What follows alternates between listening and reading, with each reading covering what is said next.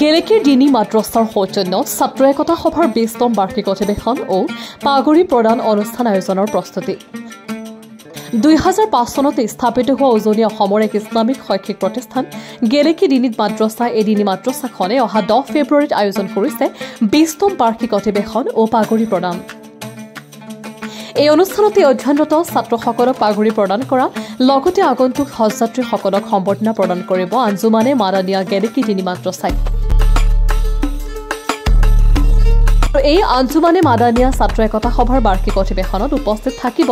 শ্বেখুল হাদিছ আলহাজ হজৰত মৌলানা হাৰুন ৰছিদ কাছিমি হজৰত মৌলানা ৰফিকুল হুছেইন শিৱসাগৰ দিনী মাদ্ৰাছাৰ অধ্যক্ষ আতিকুৰ ৰহমান কাছিমি চাহাবৰ লগতে প্ৰমুখ্যে কৰি অঞ্চলৰ স্থানীয় ওলামাসকল আৰু এই ধৰ্মীয় অনুষ্ঠানত সকলোৰে উপস্থিতি সহায় সহযোগিতা কামনা কৰিছে আয়োজক সমিতি তথা গেলেকী দিনী মাদ্ৰাছাৰ ছাত্ৰ একতা সভাই news desk report national TV আপোনালোকক জনাবলৈ পাই অত্যন্ত আনন্দিত হৈছোঁ যে আগন্তুক 10 ফেব্ৰুৱাৰীত গেলেকী দিনী মাদ্ৰাছাৰ সৌজন্যত আমি এখন অনুষ্ঠুপীয়াকৈ জলসা আয়োজন কৰিছোঁ জলসা মানে মাদ্ৰাছাৰ ইখতেতামী জলসা ছাত্ৰ অধিৱেশন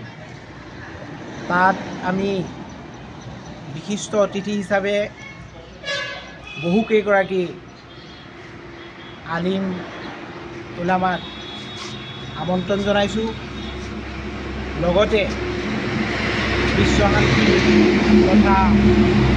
আমাৰ দেশৰ ঐক্য সংহতি বজাই ৰখাৰ বাবে আমি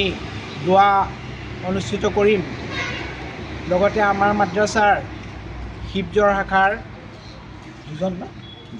দুজন ছাত্ৰক সেইদিনাখন পাগুৰি প্ৰদান কৰা হ'ব তালৈকে আপোনালোক সকলোকে আমি ইয়াৰ জৰিয়তে আমন্ত্ৰণ জনাইছোঁ আৰু আপোনালোকে সকলো প্ৰকাৰৰ সহায় সহযোগিতা আগবঢ়াব বুলি আমি কামনা কৰিলোঁ ধন্যবাদ